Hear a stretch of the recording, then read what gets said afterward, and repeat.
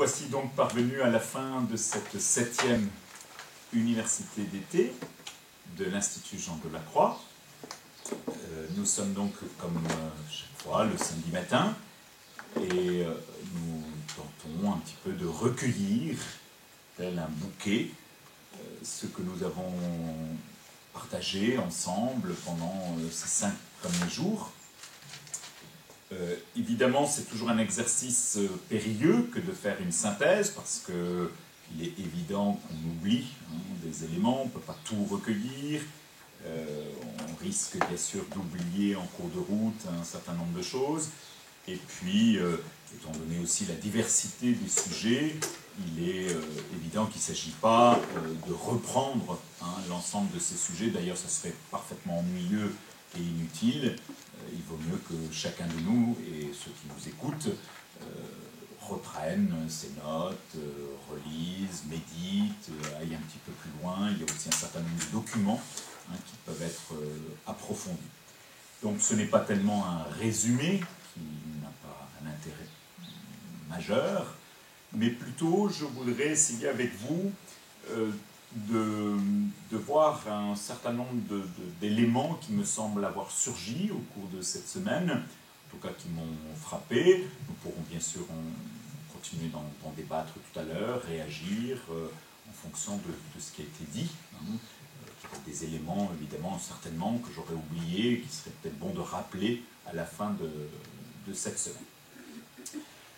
Alors, donc plutôt que de reprendre l'ensemble des 5 conférences et de dire voilà, dans chacune ce qu'il y a, je vous propose, ça ne va pas vous sembler étrange, une approche un peu particulière, qui est, voilà ce qui m'est apparu dès le début, et cela fait longtemps, la femme au Carmel, c'est la bien-aimée du Cantique des Cantiques. Je vais m'en expliquer, bien entendu, et justifier mon propos. Mais ça sera le sens de mon propos. Le sens de mon propos, c'est, il me semble que l'une des caractéristiques propres du Carmel, et donc de la femme au Carmel, avec Marie, c'est une forme d'identification extrêmement profonde de la plupart, pour ne pas dire tous, nos saints et saintes du Carmel, mais aussi ceux qui ne sont pas saints et saintes, mais qui vivent de la spiritualité du Carmel, une forme d'identification avec la bien-aimée du Cantique des Cantiques. Or, il se trouve que Aude sur Ami, indépendamment du fait, voilà, parce que c'est un truc philosophe, qu'elle a fait cette approche, elle nous a fait un commentaire du Cantique des Cantiques, le premier jour. Et il me semble que nous avons retrouvé la bien-aimée du Cantique des Cantiques à bien des reprises, dans les citations des saints, dans un certain nombre d'évocations. Donc je vais m'appuyer sur cette donnée-là pour mettre en lumière un certain nombre de choses qui me semblent être apparues au cours de ces jours derniers. Mon saint de prédilection, c'est Jean de la Croix. Or, quand on étudie les poésies de Jean de la Croix, on est très surpris, parce qu'en fait, finalement, c'est comme s'il n'avait écrit qu'une seule et unique poésie tout au long de sa vie. Le Cantique des Cantiques. Alors, ça s'appelle Cantique spirituel, ça s'appelle Nuit obscure, ça s'appelle Vive flamme, mais si vous regardez d'un peu plus près, chacune de ces poésies, en fait, finalement, elles sont toutes semblables. Elles semblent toutes être prononcées par la femme du Cantique des Cantiques, la bien-aimée. Et c'est très souvent dans sa bouche que se trouve toute cette poésie. Et en quelque sorte, on pourrait dire que Jean de la Croix s'est tellement identifié à l'épouse du Cantique des Cantiques, alors même qu'il c'est une figure masculine, il n'a pas hésité à s'identifier à une figure féminine, éminemment féminine, pour manifester sa relation au Seigneur, sa relation à Dieu. Et cela me semble très caractéristique de la spiritualité carmélitaine. Donc je me situe un tout petit peu au-delà de homme ou femme, mais plutôt le côté féminin qui est éminemment présent dans la spiritualité carmélitaine. Nous l'avons signalé, mais plutôt, je crois, dans les travaux de groupe. Il est évident que, par exemple, la spiritualité ignatienne, étant beaucoup plus la contemplation dans l'action, apparaît, en tout cas dans les grands traits, comme plus masculine, en raison de fait qu'elle est tournée vers l'action, vers l'efficacité, vers le discernement. Bien sûr, loin de moi de réduire la spiritualité ignatienne à une spiritualité masculine faite pour les hommes et la spiritualité carmélitaine à une spiritualité féminine faite pour les femmes. C'est pas ça que je veux dire. Simplement, comme nous l'avons vu pour l'homme et la femme, oui, il y a des pôles. Oui, il y a des tendances, il y a des penchants au sens positif du terme. Notre cœur penche vers ceci ou vers cela. Et il est tout à fait naturel qu'il en soit ainsi. Donc, dans le Carmel, il me semble qu'il y a donc une forte propension à s'identifier à la bien-aimée du Cantique des Cantiques. Ça, c'est un petit peu en introduction. J'ai retenu 3 points, pas exhaustifs, 3 points avec lesquels je voudrais rattacher un certain nombre de choses différentes qui ont été distillées tout au long de la semaine. C'est un petit côté, un petit peu, bien sûr, comme toujours, arbitraire, un petit peu pour recueillir l'ensemble des choses. On aurait pu faire un petit peu autrement. Donc, dans le premier point, je voudrais voir la femme, contempler la femme, et en particulier par le Cantique des Cantiques, et donc rattacher un certain nombre de choses que nous avons dites au long de cette semaine. La première caractéristique de la femme dans le Cantique des Cantiques, et donc, je crois aussi, selon mes prémices, dans la spiritualité carmélitaine, c'est que la première chose qui se manifeste, c'est le désir. Vous le savez comme moi, si vous avez lu le Cantique des Cantiques, sinon bien sûr c'est une occasion privilégiée pour le refaire, pour le faire ou le refaire. Ce qui est vraiment très caractéristique de cet écrit biblique, à bien des égards un petit peu exceptionnel, au sens qu'on ne peut pas vraiment le comparer à d'autres textes de l'Écriture, c'est qu'il commence par la manifestation d'un désir, et d'un désir véhément, pas d'un petit désir, j'aimerais bien, je souhaiterais, pas du tout. Qu'il m'embrasse des baisers de sa bouche. Tes amours, mais qui ont été traduits par la Septante et par la Vulgate par tes seins, sont meilleurs que le vin. Donc évidemment, c'est une entrée en matière extrêmement abrupte, extrêmement absolue. Ça, bien sûr, c'est une caractéristique du Cantique des Cantiques. Pas de présentation du bien-aimé, pas de présentation de la bien-aimée, on ne sait pas qui est il, qu'il m'embrasse, qui est ce il. Alors bien sûr, il y a bien un petit titre, Shira Shiri Ma chère Shlomo, Cantique des Cantiques de Salomon, mais c'est un titre. Est-ce qu'il fait partie du poème ou pas? Grande discussion. Est-ce qu'il a été mis après coup pour le mettre sous l'égide de Salomon? C'est probable quand on sait comment d'autres textes bibliques ont été classés, quand il a fallu les mettre dans une bibliothèque, c'est-à-dire dans un livre, un ensemble de livres, et on l'a classé. Et donc on a attribué les psaumes à David, d'une manière générale, les écrits de sagesse d'une manière générale à Salomon, et donc le Cantique des Cantiques à Salomon. Mais est-ce que c'est Salomon, qu'il m'embrasse des baisers de sa bouche? Rien ne le dit. Et puis on voit dans la suite du texte que c'est pas si évident que ça, que ce soit Salomon. Mais c'est quand même Salomon. Symboliquement, c'est quand même Salomon. Donc toute cette confusion, mais confusion volontaire de la part du texte. Exactement comme la confusion des sentiments. Je crois que lorsque fait irruption le désir dans la personne, évidemment, ce n'est pas sous contrôle.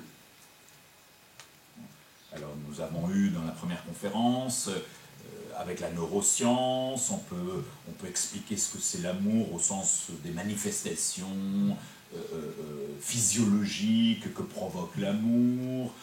Bon, je ne vais pas repasser en revue, mais enfin, je vous renvoie à la première conférence. Oui, bien sûr, la neuroscience peut expliquer qu'est-ce qui se passe. D'ailleurs, elle peut aussi expliquer, Aude-Surami n'en a pas parlé, mais puisque nous sommes en spiritualité et Carmel, on a fait aussi des études sur les personnes en méditation, hein, des moines bouddhistes, mais aussi des moines chrétiens. Hein, et on a fait des encéphalogrammes, et on voit bien qu'effectivement, il y a certaines zones du cerveau qui sont activées, d'autres pas. Ok, tout ça c'est très bien. Mais est-ce que cela est le désir? Ou est-ce que c'est la manifestation du désir? Dans l'une des citations que pour ma part j'ai retenues, c'est l'idée du violon. Hein. Votre Stradivarius sonne très bien. Il écoute, bah, tiens, j'entends rien. Oui. Est-ce que c'est le Stradivarius? Est-ce que c'est le musicien? Est-ce que c'est les deux ensemble? Voilà déjà tout un questionnement qui se fait pour nous et qu'il y a dans le Cantique des Cantiques dès le premier verset, c'est-à-dire le désir, la manifestation du désir. Et vous le savez comme moi, tout au long du Cantique des Cantiques vont se manifester à bien des reprises le désir. Désir heureux, le désir de l'union, désir parfois malheureux en raison de la séparation. Et tout le long du Cantique des Cantiques, il va y avoir recherche de l'union, hein, mais aussi souffrance de la séparation. Systole, diastole. Alors après, tous les exégètes ne sont pas tout à fait d'accord sur comment il faut diviser, combien de fois il faut diviser le Cantique des Cantiques, en combien de poèmes. C'est pas grave, c'est pas ça qui m'intéresse. En revanche, toute personne qui lit le Cantique des Cantiques, les exégètes aussi, reconnaissent qu'il y a des mouvements d'abord séparés, souvent, la bien-aimée et le bien-aimé sont séparés, puis il y a le désir de s'unir, et donc on va faire un certain nombre d'attitudes pour essayer de rejoindre le bien-aimé, puis il y a l'union du bien-aimé, et souvent, le poème suivant recommence séparé, sans qu'on explique pourquoi ils sont séparés, pourquoi on est passé de l'un à l'autre. Donc il y a des mouvements extrêmement brusques d'union et de séparation. Et c'est ce qui fait le mouvement même du Cantique des Cantiques. Certains ont voulu y voir des scénarios, mais en fait ce n'est pas écrit dans le texte. Il n'est pas écrit comme dans les pièces de théâtre, Salomon rentre dans le palais, vous voyez, ce qui permettrait un petit peu de situer les scènes. Non, non, non. C'est à la première personne les désirs qui sont mis en jeu. Je, tu, et parfois nous. À la première personne.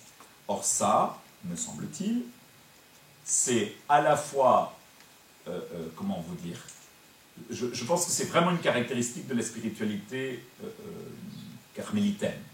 C'est-à-dire prendre en compte le jeu, l'expérience, dire ce que je vis. Vous le savez, c'est notre Mère Sainte Thérèse, d'abord l'autobiographie, mais ensuite le chemin de perfection. Elle n'hésite pas à parler en jeu.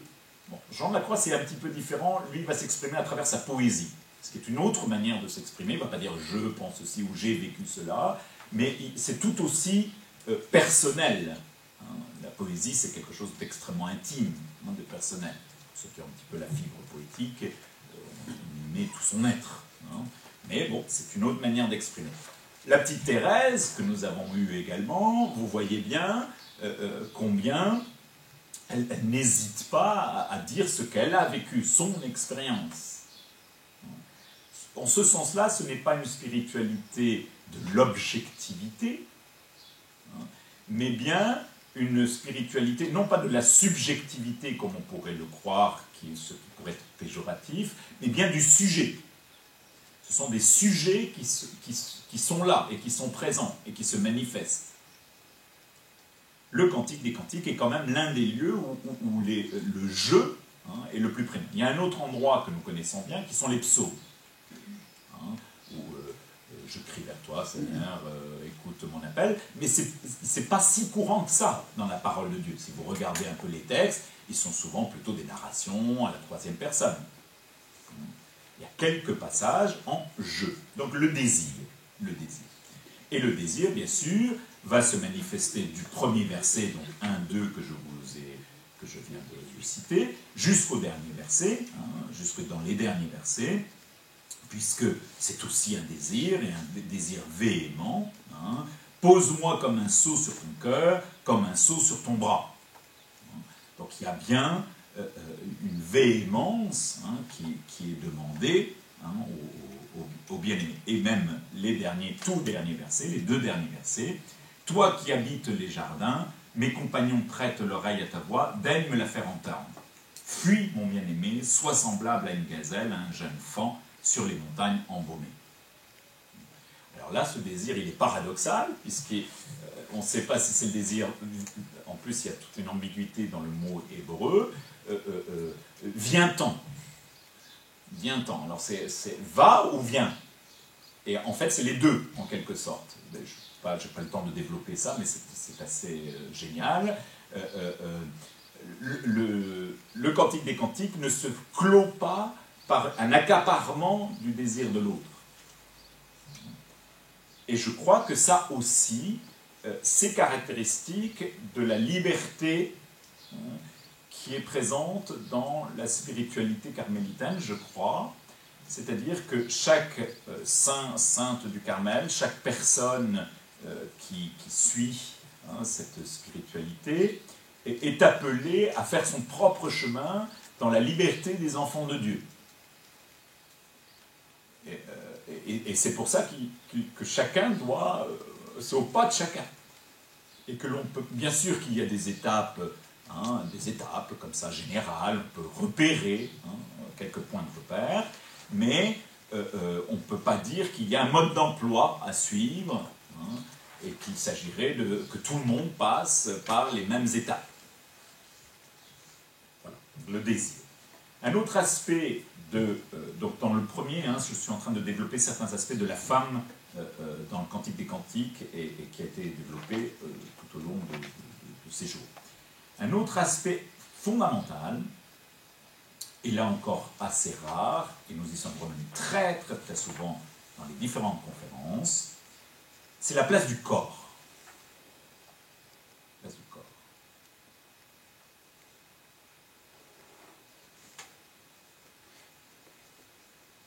Dans le Cantique des Cantiques, il y a 4 fois ce que l'on appelle, et 4 fois c'est beaucoup parce qu'il n'y a que 8 chapitres. Donc c'est extrêmement significatif, ce n'est pas une petite caractéristique en passant.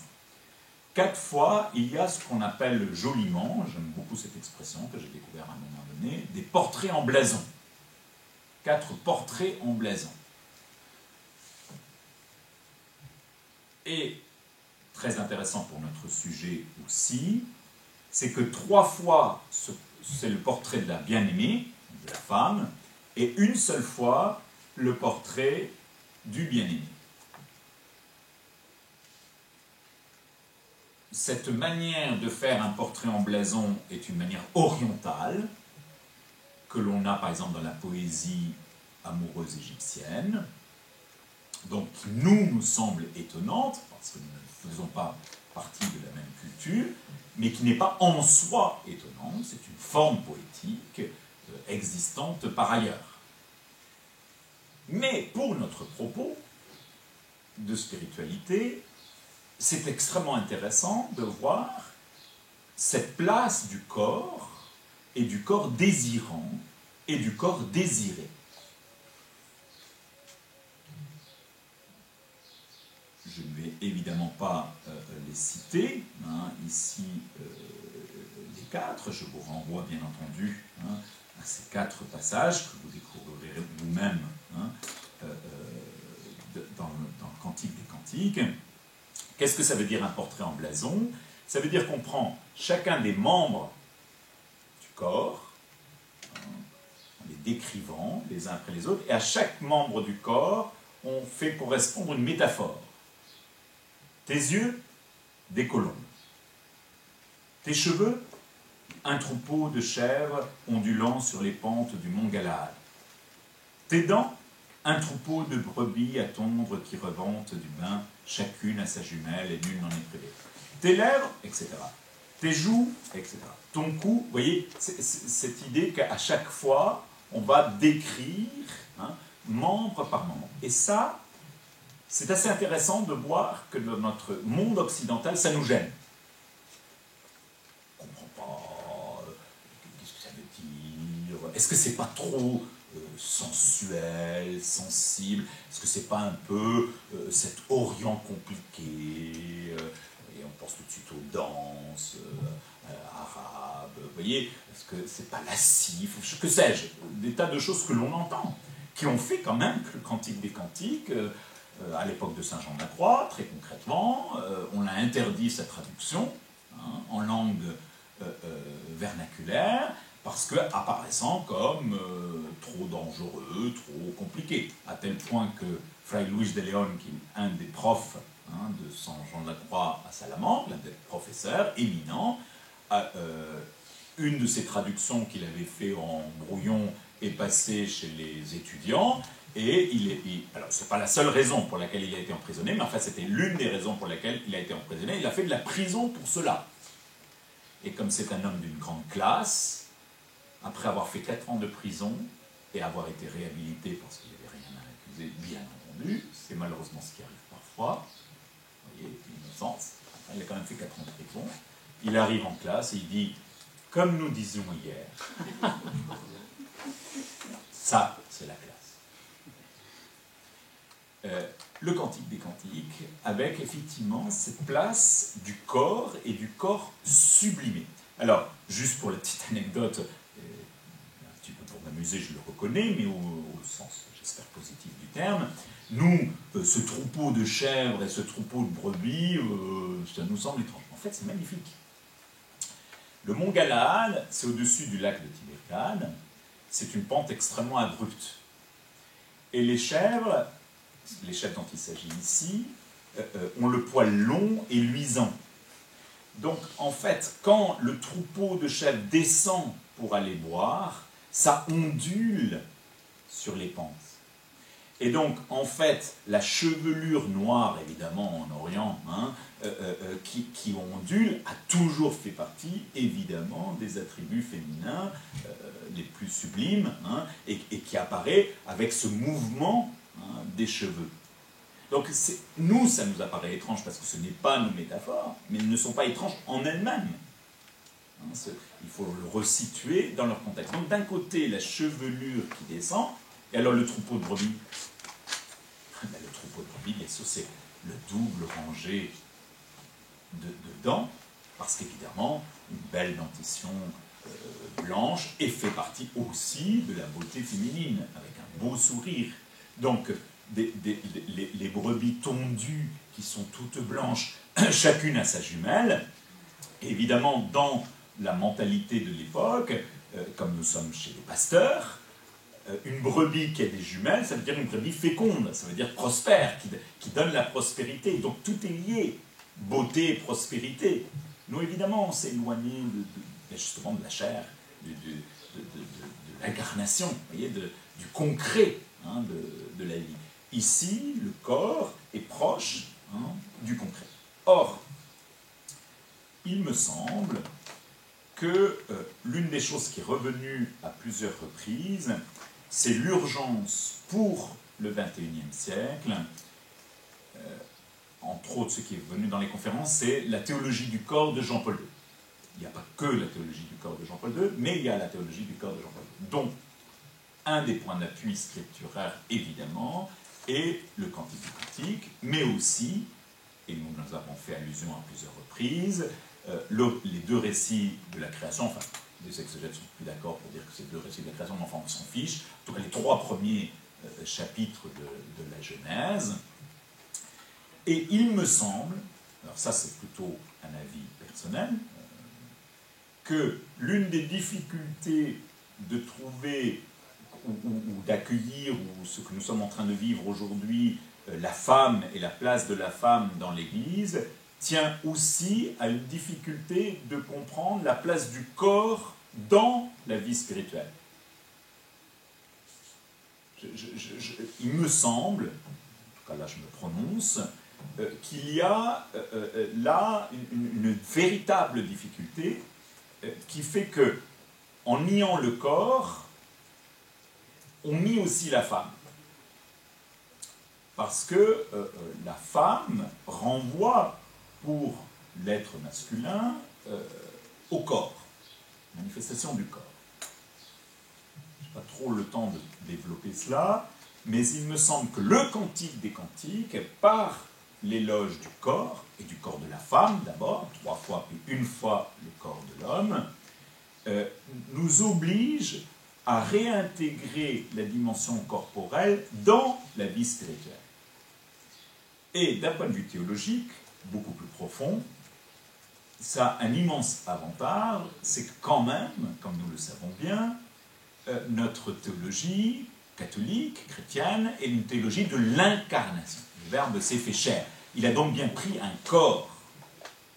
Et ce n'est donc pas malgré le corps que l'on arrive à la spiritualité, mais c'est dans le corps, y compris, et je vais le dire dans quelques instants, le corps souffrant, que le Verbe se manifeste. Évidemment, l'exemple le plus fort, c'est la transfiguration. Son corps en est transfiguré, il est transformé, mais ce n'est pas malgré son corps. Ce n'est pas un fantôme qui apparaît, ce n'est pas une apparence qui serait juste là pour cacher sa gloire. C'est bien à travers sa corporalité que le Christ manifeste sa divinité. Et si tel est le maître, bien sûr, tels doivent être progressivement les disciples. Si le cantique des cantiques était davantage enseigné dans les séminaires, par exemple, c'est une petite boutade, cela permettrait de davantage avoir une spiritualité incarnée, qui ne fasse pas fi des désirs, ne fasse pas fi du corps, de la place du corps dans la prière. Et vous savez, c'est un peu ce que nous avons eu à plusieurs reprises, hein, dans la théologie du corps, hein, qui est revenue à plusieurs reprises avec Jean-Paul II. Notre corps n'est pas un supplétif, il fait bien partie de notre identité. Et c'est là que se pose évidemment la question, un corps de femme, un corps d'homme. Ce qui fait que nous soyons ou hommes ou femmes, c'est bien ce qu'on nous a manifesté, simplement de manière très élaborée, c'est quand même par la manifestation du corps. Autre aspect qui est tout à fait dans ce même prolongement, alors qui va avoir plusieurs données, c'est que est revenu très très souvent au cours de ces 5 jours le mot grâce. Et je crois qu'il faut donner à ce terme de grâce l'amplitude qu'il doit avoir dans le vocabulaire. Car, en effet, grâce fait aussi allusion à la beauté, à l'harmonie, y compris physique. Physique, ça ne veut pas dire forcément premier prix, je ne sais pas quoi, il ne s'agit pas de ça. Il y a des personnes âgées qui sont gracieuses. Hein, c'est pas quand je dis physique, c'est la grâce, hein, dans le corps, dans un corps qui est habité. Et dans le Cantique des Cantiques, nous l'avons bien vu, que tu es belle, que tu es belle, que tu es gracieuse.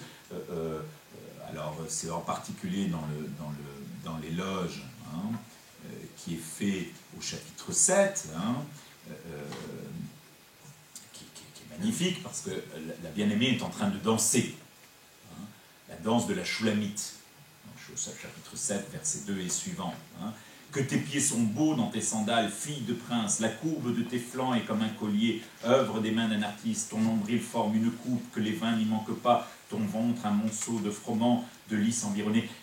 Il y a vraiment l'harmonie, la grâce de toutes les courbes, hein, au beau sens du terme, c'est-à-dire que ce n'est pas d'ailleurs, quelqu'un l'a dit dans l'une, mais je ne me souviens plus qui, dans l'une des conférences, l'aspect courbe, hein, l'harmonie de la courbe, hein, par rapport à la droiture, hein, le masculin est plutôt anguleux, hein, est plutôt dans le vertical, hein, alors que la femme est plutôt dans le courbe, dans l'enrobant, mais du coup aussi dans le dynamisme, dans la danse, vous voyez, dans l'harmonie. Il y aurait beaucoup à travailler là-dessus. Hein. Certains l'ont fait, à mon sens, il y a encore beaucoup à faire, hein, et surtout beaucoup à faire pour que ça passe dans la vie quotidienne des chrétiens, hein, dans la manifestation justement de la beauté, hein, de la grâce. Donc la grâce, c'est à la fois l'aspect physique, mais évidemment, que serait l'aspect physique si cette grâce n'était pas parce que ce corps est habité par la grâce. Ce qui rend gracieux ce corps, finalement, bien plus profondément, c'est la paix, hein, qui émane, hein, entre l'extérieur et l'intérieur. Elle est gracieuse. En ce sens-là, Aude l'a repris, et je le reprends très volontiers maintenant dans la synthèse, on remarque, hein, que la bien-aimée n'est appelée, on ne donne son nom qu'une seule fois, dans le Cantique des Cantiques, une seule fois, au chapitre 7, verset 1. Et là, on l'appelle la Shulamite. Et la Shulamite, alors on ne sait pas ce que c'est, on ne sait pas qui c'est, on ne sait pas si c'est la Shulamite tout au long des 8 chapitres, peut-être que oui, peut-être que non, peu importe, ce n'est pas mon propos. En revanche, le mot Shulamite signifie la pacifier, alors que Shlomo signifie le pacifique. Vous connaissez tous, bien sûr, Shalom, hein, Salam en arabe, Shalom en hébreu. Donc la Shulamite, c'est la pacifier. Il me semble que un des aspects qui est revenu dans les 5 conférences sous différents aspects, c'est effectivement pour la femme, pour la vocation de la femme, c'est d'aller vers cette pacification, cette unification, qui fait sa grâce propre de femme.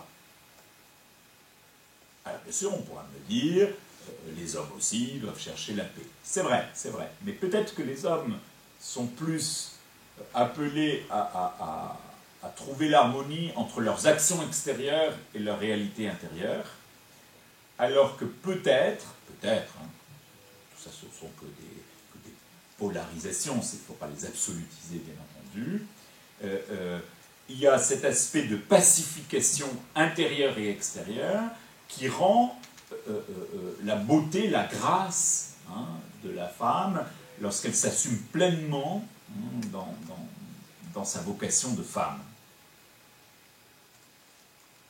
Ce que dans le langage courant on va appeler féminine. Hein, une femme qui manifeste sa féminité. Et nous avons dit quand même à bien des reprises aussi, là encore sous différents angles, combien une femme qui se masculinise, évidemment, ça pose une certaine difficulté, hein, pour elle d'abord, mais aussi pour les autres qui l'entourent. Hein, une forme de durcissement, hein, qui est à son propre détriment et au détriment de ceux qui l'entourent. Il peut y avoir des tas de raisons à cela, je ne rentre pas dans ces considérations-là, mais en m'appuyant sur le Cantique des Cantiques, je voudrais montrer que c'est cette grâce-là, grâce physique, qu'il ne faut pas négliger, soin du corps. Grâce, peut-être on pourrait dire psychologique, hein, mais au sens très large du terme, hein, pas au sens technique, hein, c'est-à-dire de pacification. Une personne qui est unifiée, qui est pacifiée, mais évidemment, je ne peux pas oublier, puisque nous l'avons évoqué à bien des reprises, celle qui est pleine de grâce, ou plus exactement, la toute gracie. Tu peux me le redire, Jean-Fabrice, le terme grec. Ekaritomene. Le renouvellement, c'est un parfait. Kekaritomene. C'est un parfait grec. C'est très insistant. C'est très insistant, c'est un parfait et en même temps un passif. Donc, ça veut dire qu'elle est totalement, c'est ça qui est un parfait, hein, en grec, Et en même temps, ce n'est pas elle qui est la source de la grâce, elle est graciée, elle est totalement graciée. On traduit habituellement par pleine de grâce, mais en fait, c'est beaucoup plus profond et nuancé que cela. Et ça me semble bien correspondre à la ligne générale que nous avons eue tout au long de ces 5 jours, c'est-à-dire que du côté de la femme, il y a cet aspect de réception de la grâce, d'accueil de la grâce, qui, contrairement à une vision d'aujourd'hui, le fait d'être gracié n'est pas péjoratif. Évidemment, on est dans un monde qui ne veut pas accueillir la grâce, qui veut se gracier soi-même, qui veut se construire, le développement personnel, se développer par soi-même. Évidemment, accepter d'être gracié, ça veut dire accepter qu'on a besoin d'un sauveur. Mais justement, à cause de ça, et Marie comme la toute graciée, et Marie comme figure de l'Église, l'Église étant le corps du Christ, l'épouse du Fils bien-aimé, manifeste cet aspect de celle qui est pleinement et totalement graciée, l'Immaculée. Il nous a voulu saints et immaculés devant lui. Là, bien sûr, je fais allusion, entre autres, à la conférence du Père Palau, sur le Père Palau, frère Jean-Fabrice. Non, de Jean-Raphaël. De Jean-Raphaël, pardon. De Jean-Raphaël. Donc avec les figures féminines de l'Église, et qui, bien sûr, trouvent en partie leur appui dans le Cantique des Cantiques. Et c'est quand même très, très, très intéressant de voir qu'en liturgie, alors là c'est le frère Jean-Fabrice qui a encore rappelé ça avec le lien avec la liturgie, que les mêmes versets sont appliqués à l'Église et sont appliqués à la Vierge Marie. Et donc la liturgie a quelque chose à nous dire sur l'aspect féminin dans le mystère de l'Église, dans le mystère ecclésiologique.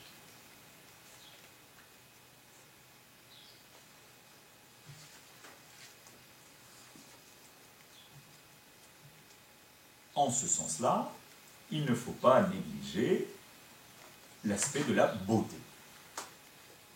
La beauté, c'est ces 3 réalités intégrées qui rendent beau. Bien sûr, vous connaissez comme moi le fameux mot de Dostoïevski, c'est la beauté qui sauvera le monde, étant donné sa manière de se situer, je pense que pour lui, évidemment, c'est le Christ, c'est Dieu, la beauté. Mais justement, cette beauté se manifeste aussi, devrait pouvoir se manifester dans l'Église, dans la beauté de l'Église. Mais, donc ça c'est... Alors oui, pardon, je vais finir par ça, parce que nous l'avons évoqué aussi au cours de ces 5 jours, ce n'est pas pour rien, effectivement, que le 16 juillet à Lourdes, la dernière apparition, elle ne m'est jamais apparue aussi belle. Donc il y a quand même quelque chose de cet aspect de la beauté qu'il faut remettre en lumière. Et puis nous avons eu la chance aussi avec le frère Jean-Fabrice d'avoir quelques œuvres d'art que nous avons contemplées, où nous avons pu contempler la beauté à laquelle renvoie le mystère. Ça va jusque-là? Oui, Emmanuel? Une toute petite question. Tu viens de dire la beauté, ce sont ces 3 réalités qui sont intégrées. Je n'ai pas saisi quelles étaient sur la grâce, voilà. la grâce physique, la grâce psychologique au sens et la grâce théologale, surnaturelle.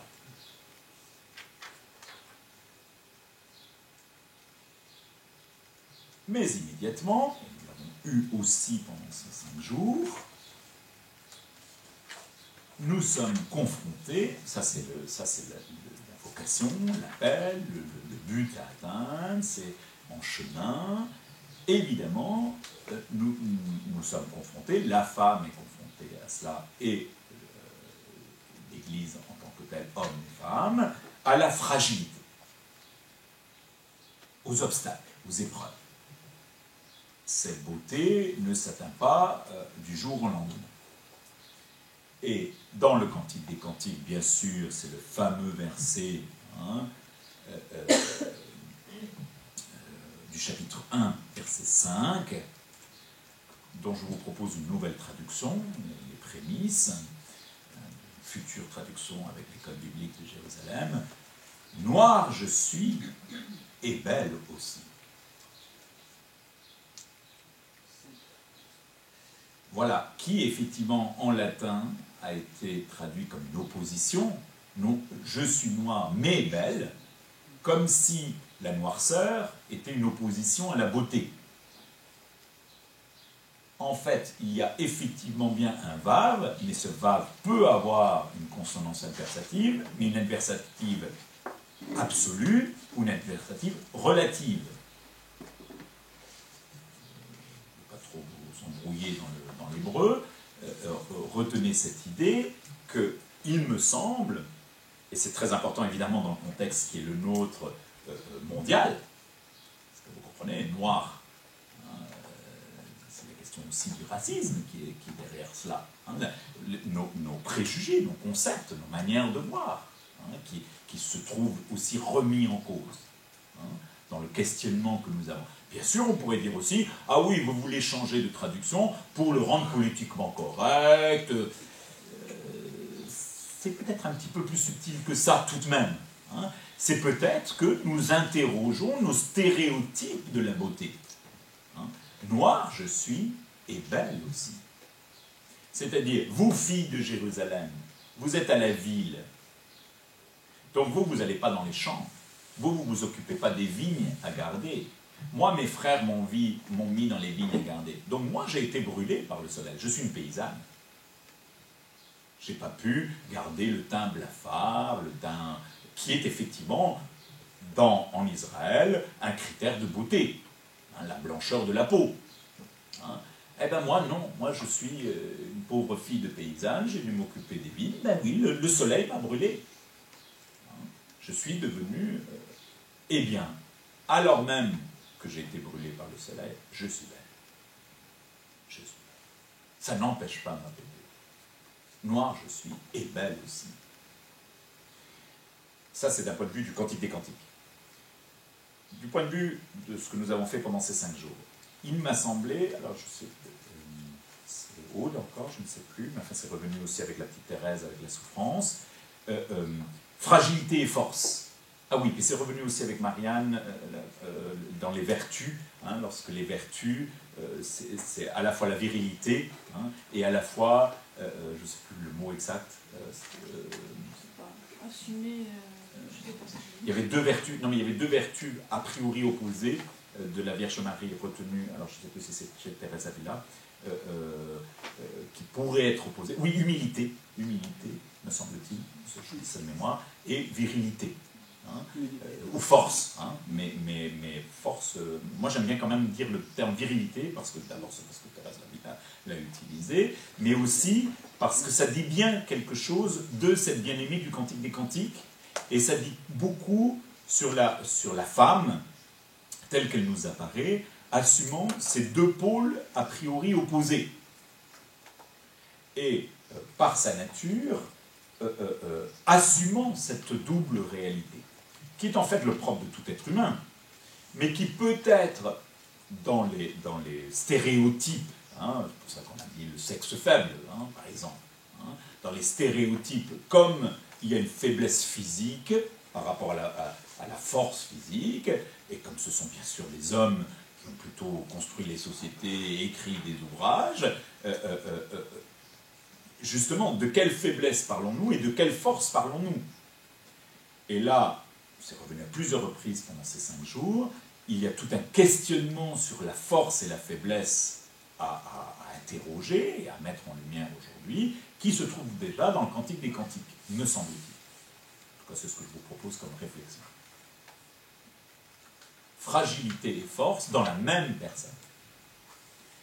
Et peut-être que c'est ça, c'est revenu là encore dans les mots de Ratzinger, c'est revenu...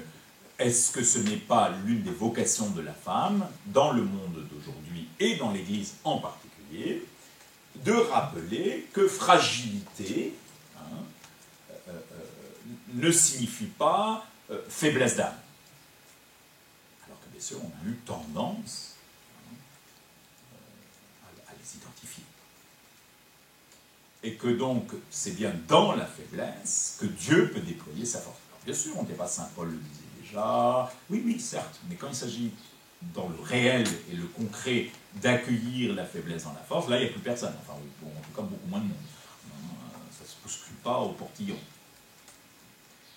Je crois, alors là encore, je m'engage, j'espère pas provoquer trop de remous tout de même, je pense que l'une des raisons profondes de la crise actuelle de l'Église par rapport aux mœurs dépravées d'un certain nombre de clercs, même s'il n'y a pas que ça, concrètement c'est là où nous trouvons, vient, entre autres, pas seulement, du fait que la femme n'a pas été accueillie en tant que femme. Même par certains côtés, alors là je pourrais être dénoncé en France en tout cas, je pense que la question de l'homosexualité est également liée à cela. C'est-à-dire que quand on reste entre homos, c'est-à-dire entre mêmes, et qu'on n'accueille plus l'autre en tant qu'autre, dans son altérité, eh bien, ça pose quand même des graves problèmes dans l'équilibre de la collaboration homme-femme, mâle et femelle, et des créa à son image et des créa. Et là, quelque chose de l'ordre de la création se trouve profondément fragilisé.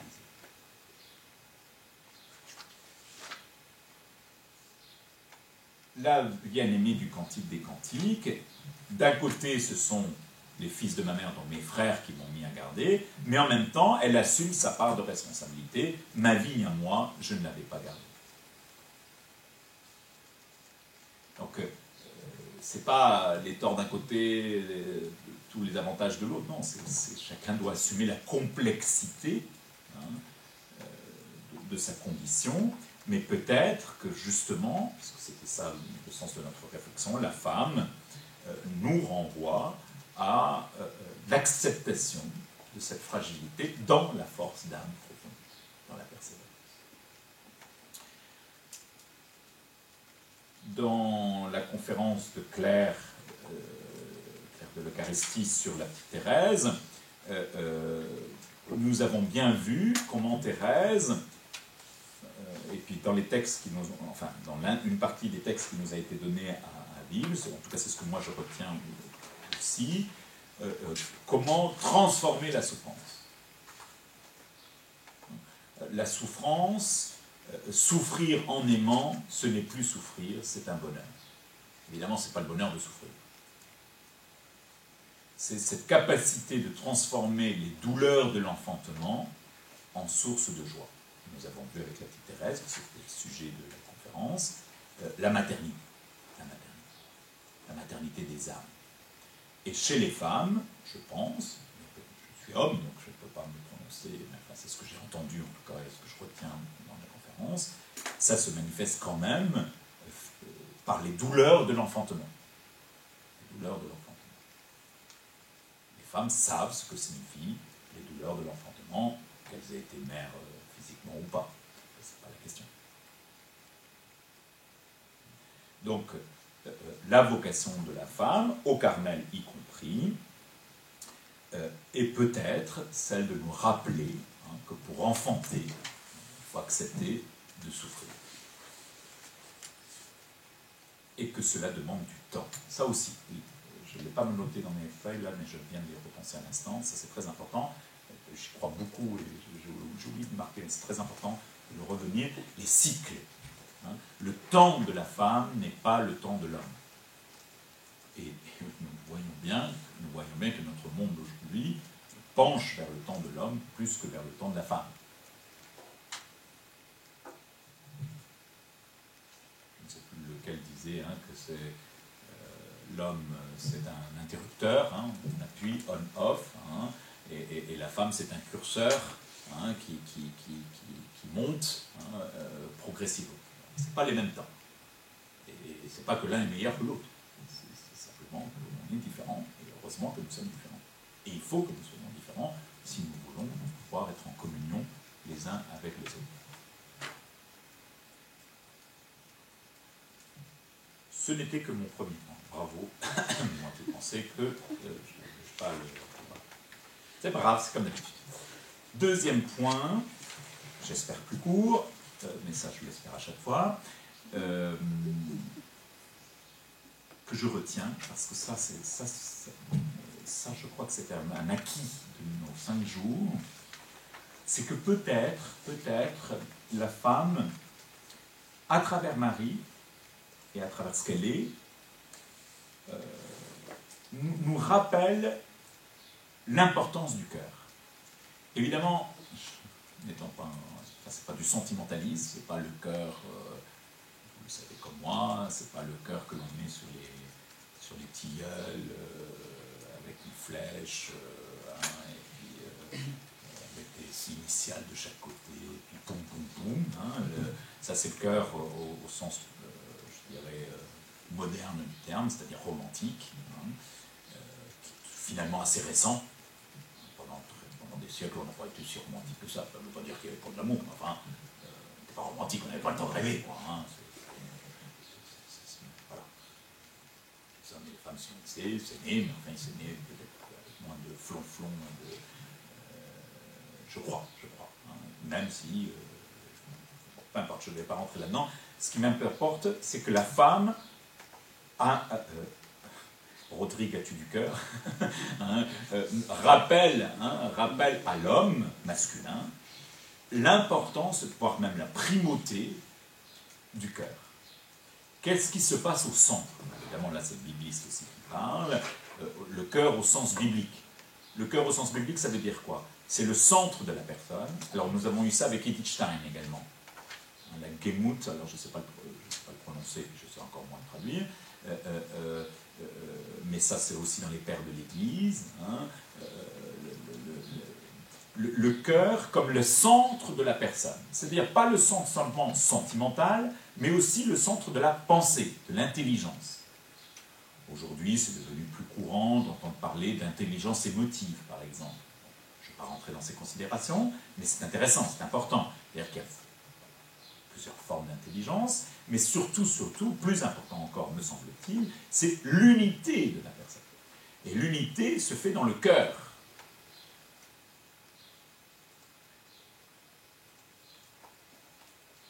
Dans le Cantique des Cantiques, il est question de cœur.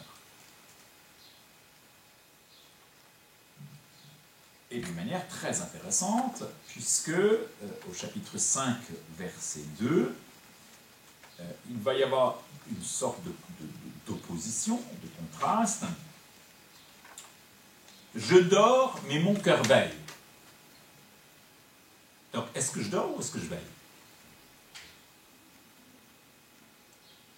Et tout le Cantique des Cantiques va se situer un petit peu dans cette atmosphère entre réveil et sommeil. Est-ce que c'est un rêve éveillé? Ou est-ce que c'est une vie rêvée? Et peut-être que les femmes savent mieux que les hommes rentrer dans cette logique-là, mais du coup, ils obligent les masculins à s'interroger sur leur cœur. Est-ce que le cœur veille? Et ce petit verset, bon, bien sûr, a donné lieu à des tas de commentaires de toutes sortes, mais ils disent bien un contraste entre deux états.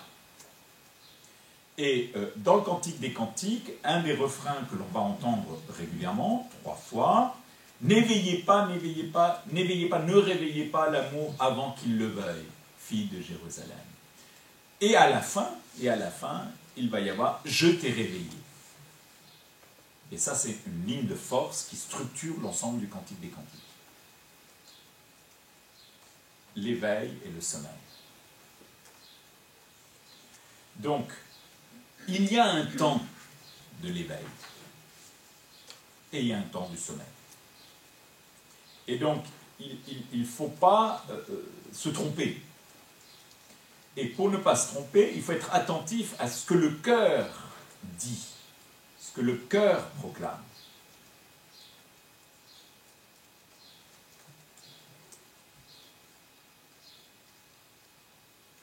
je crois, c'est ce que nous a dit, alors je ne me souviens plus laquelle des conférences, si je crois que c'est Marianne, les qualités du cœur, hein, les qualités du cœur. C'est Edith Stein. C'est Edith Stein, c'est Edith Stein, voilà.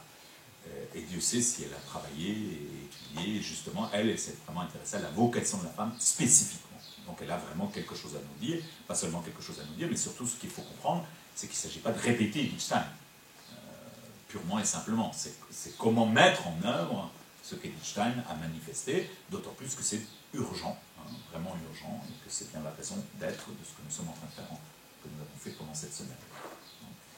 Donc, et évidemment, là où il va y avoir prolongement spirituel, c'est ce que nous a manifesté Claire par rapport à la vocation que trouve, et que Marianne a repris, par la petite Thérèse.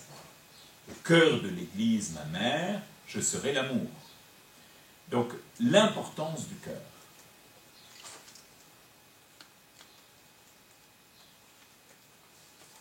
Évidemment, le cœur, dans le langage biblique, est parfois confondu, pas confondu, mais très très concomitant avec les entrailles. Cœur et entrailles. Mon cœur a frémi, mes entrailles ont frémi. Mais toujours pareil, ce n'est pas que émotif. C'est de là que viennent les pensées profondes de l'homme. On l'a eu encore ce matin ou l'autre pour ceux qui étaient là. Je vous ferai un cœur nouveau, un esprit nouveau. Un cœur, c'est pas simplement je vous renouvellerai. C'était le 3e psaume d'Éloi. Enfin, c'était pas un psaume, c'est un cantique d'Ézéchiel. Très très important. J'arracherai votre cœur de pierre et je vous donnerai un cœur de chair. Donc le renouvellement du cœur, qui n'est pas simplement le renouvellement des sentiments, qui est aussi le renouvellement de l'intelligence. Renouvelez votre manière de penser.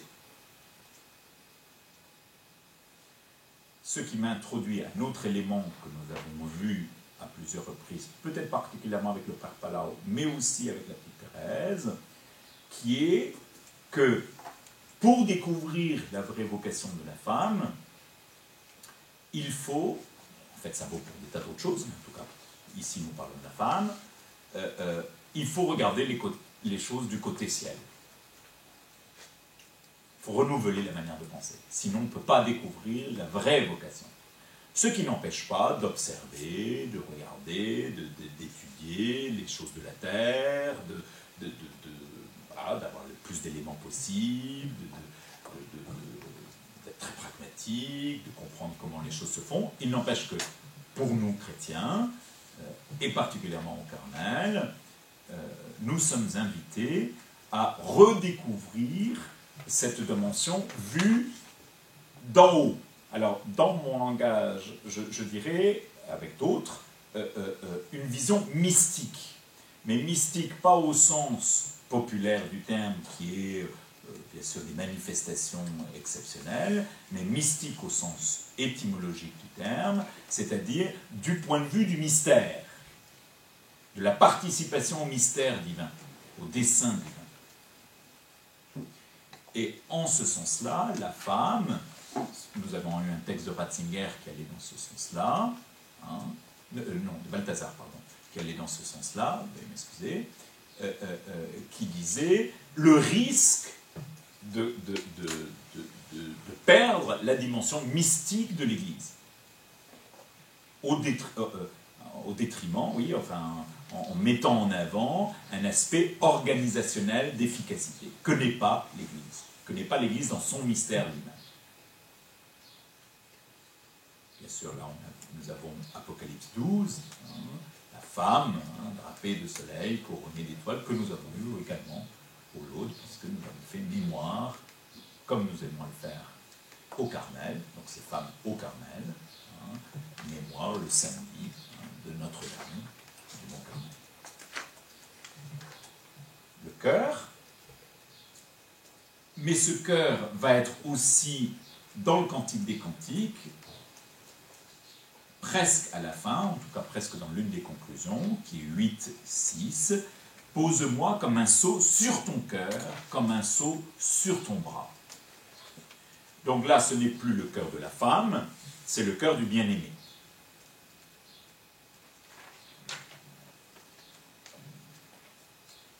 Donc, ce cœur à cœur, c'est-à-dire que mon cœur soit gravé dans ton cœur. C'est-à-dire, il ne suffit pas, évidemment, qu'il y ait l'union des corps, ce qui est bien plus fondamental encore, mais l'un ne va pas sans l'autre dans le mariage, ici-bas sur cette terre.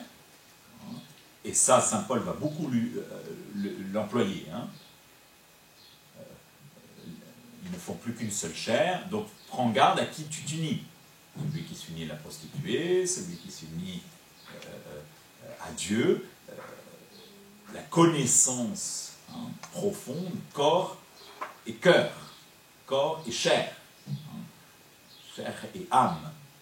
Donc, pose-moi comme un sceau sur ton cœur, comme un sceau sur ton bras, la bien-aimée, à la fin du Cantique des Cantiques, se livre, corps et âme, à son bien-aimé.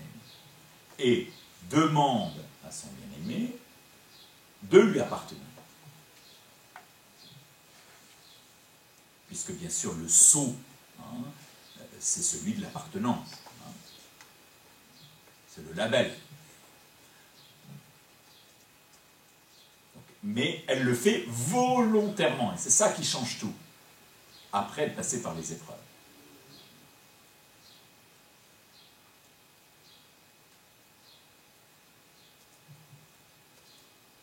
Mais il est important aussi de noter que le bien-aimé joue le jeu, puisque le bien-aimé va dire que la bien-aimée lui a ravi le cœur, emprisonné le cœur. Ça, c'est un grand thème dans la spiritualité carmélitaine. C'est-à-dire le Seigneur qui se laisse prendre et qui volontairement accepte de se laisser prendre.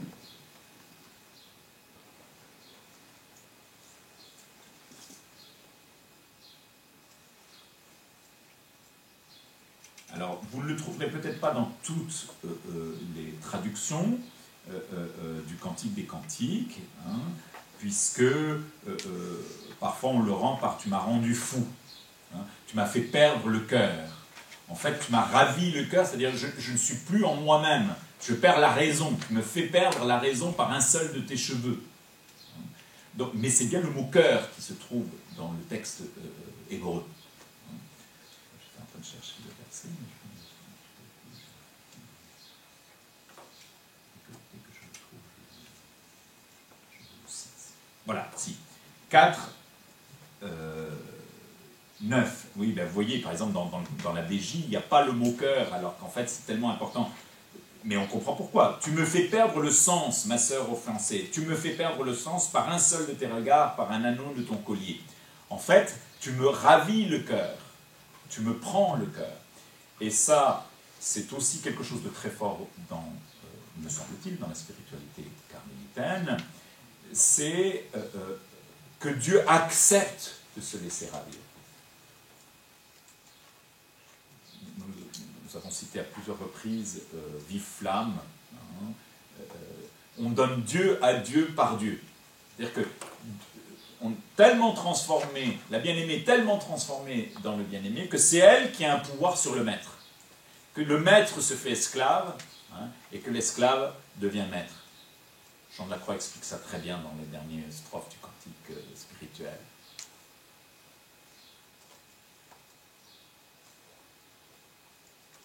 Ravir le cœur de Dieu, au sens de lui faire perdre le sens. Perdre, rendre raison. Et c'est pour ça que la petite Thérèse, dans son audace infinie, l'audace jusqu'à la folie, pour obtenir de Dieu tout. Mais pourquoi? Parce qu'elle a tout donné. Sinon, ça ne pourrait pas fonctionner. Donc, toujours sur le cœur, et je finis sur cet aspect-là. Dans le Cantique des Cantiques, on l'avait signalé à un moment donné au cours de nos journées, il y a 3 fois le refrain de la possession mutuelle, mais c'est très intéressant de voir l'évolution de ce refrain. Je vous le rappelle. Hein.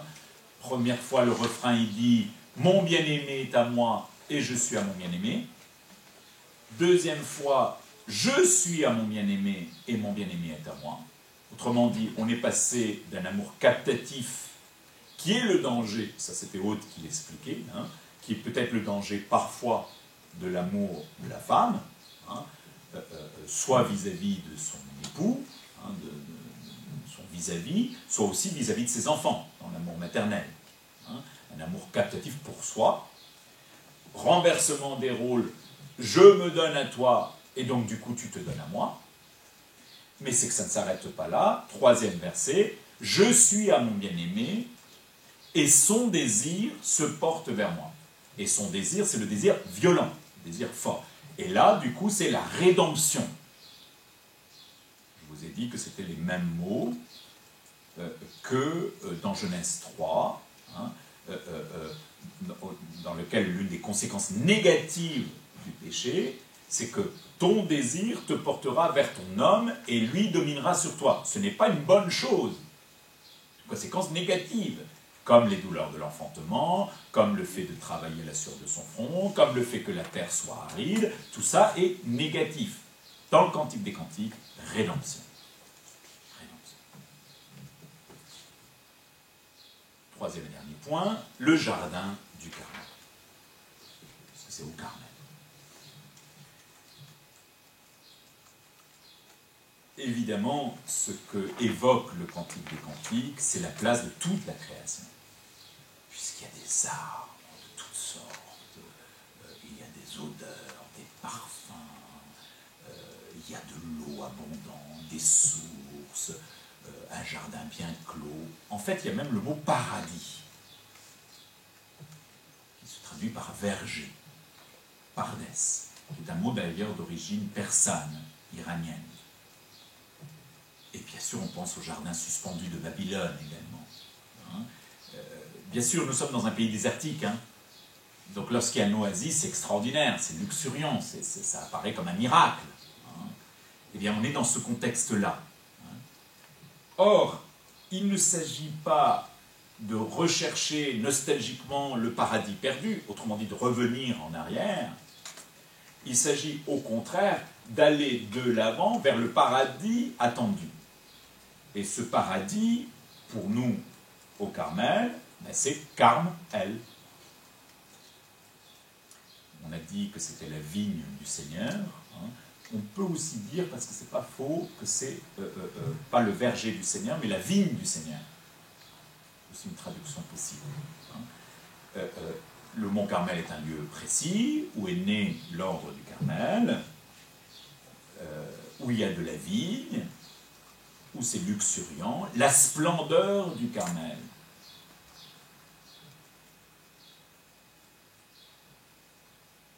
Je crois que l'une des manifestations que l'on peut donner à la vocation de la femme au Carmel, avec Marie, c'est Notre-Dame du Mont Carmel dans toute sa splendeur. Sa luxuriance, comme un jardin bien irrigué, comme un fruit qui porte du fruit en abondance, et non pas quelque chose d'étriqué. Et ces fruits, la bien-aimée les offre à son bien-aimé totalement. Chapitre 8. Hein.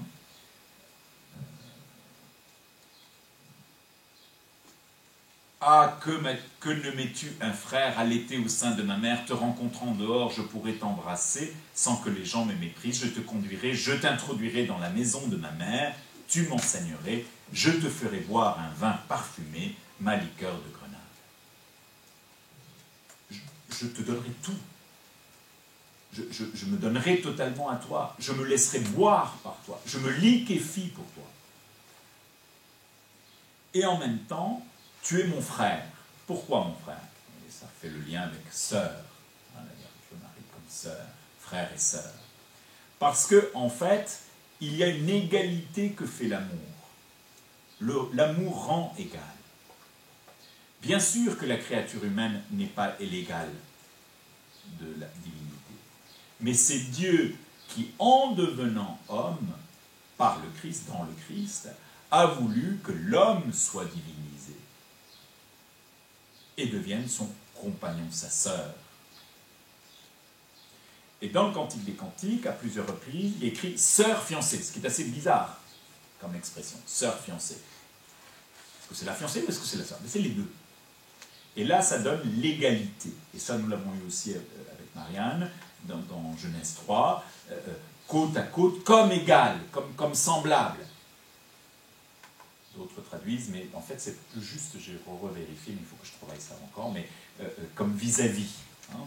Mais c'est l'idée, l'autre m'est semblable. Et ça, c'est ce que Dieu avait voulu au départ.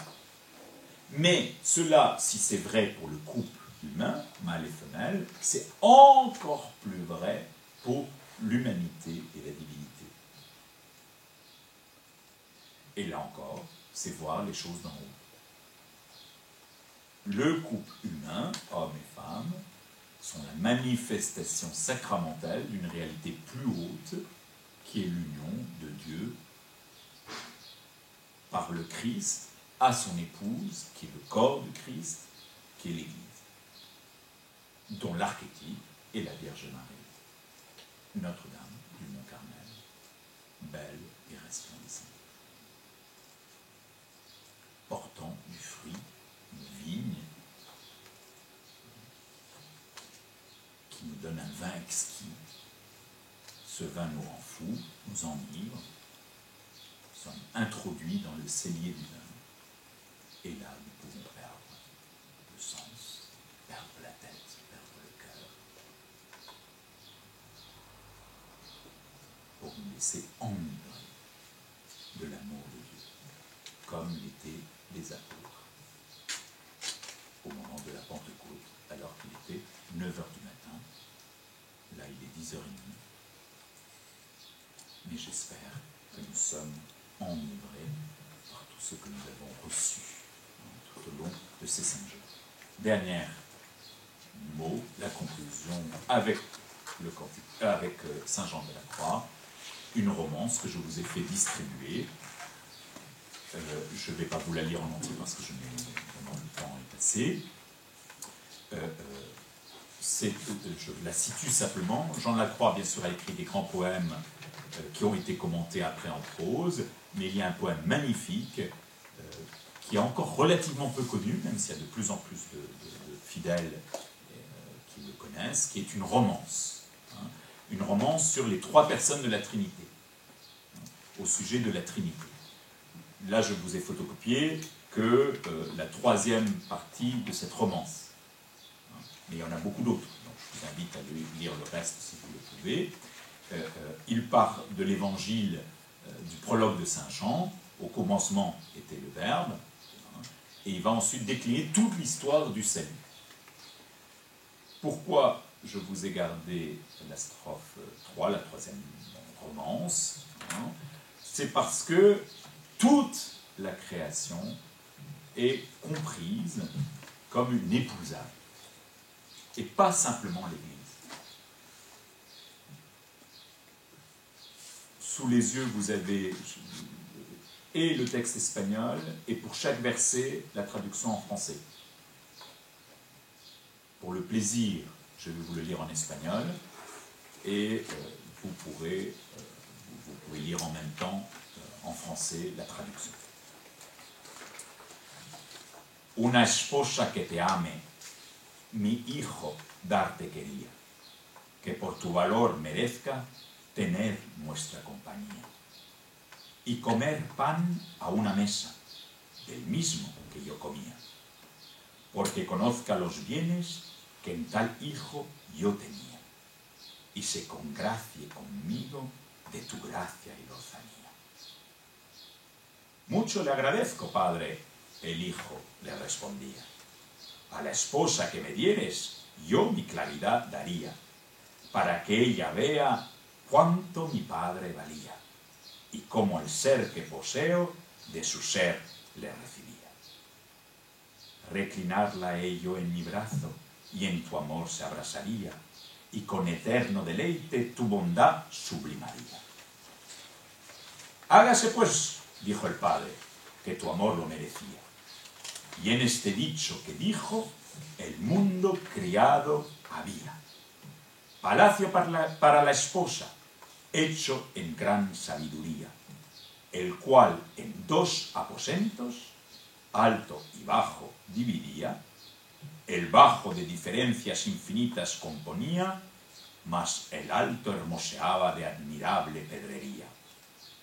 Porque conozca la esposa el esposo que tenía, en el alto colocaba la angélica jerarquía, pero la naturaleza humana en el bajo ponía.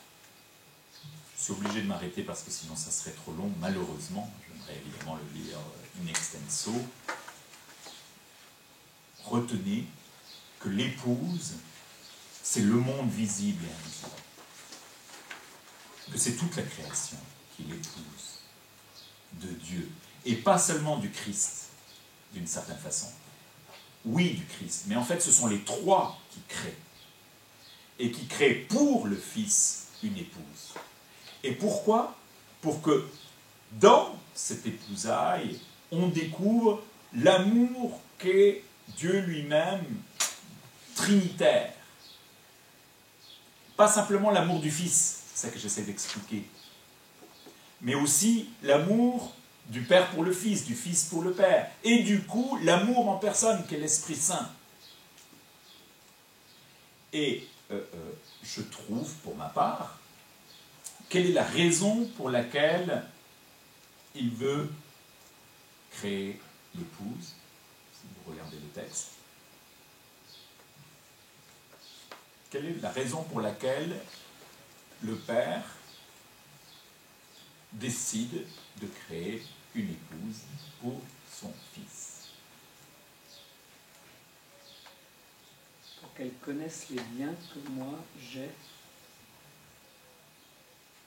Pour tenir compagnie, pour connaître les mêmes liens. Autrement dit, la raison d'être de l'incarnation, de la rédemption, dans ce poème de Saint Jean de la Croix, c'est le partage de la même condition, c'est l'admiration, c'est la contemplation, c'est l'extase. Nous allons partager, voir Dieu tel qu'il est face à face. Et bien sûr, en ce sens-là, la grâce et la fraîcheur, en fait, en espagnol, c'est intraduisible. Tu gracia y lozanía. Et ça me plaît beaucoup parce que pour les femmes, c'est super. C'est plutôt des femmes espagnoles, plutôt la beauté espagnole. Hein.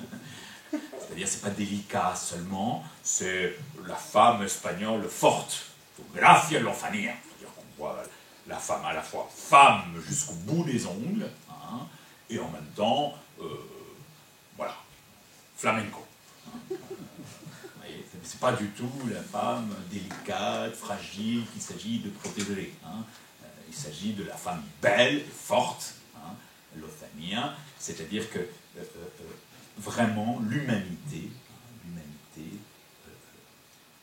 Dieu veut que l'humanité, c'est-à-dire chacun de nous, hommes et femmes, ensemble, parce que nous formons ensemble le corps de Christ, nous puissions partager sa vie divine. Et c'est cela, épouser Dieu. Et c'est en cela que la femme nous rappelle que c'est Dieu qui a l'initiative.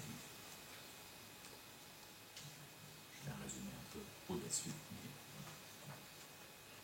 C'est Dieu qui a l'initiative des épousailles. Ce n'est pas l'humanité.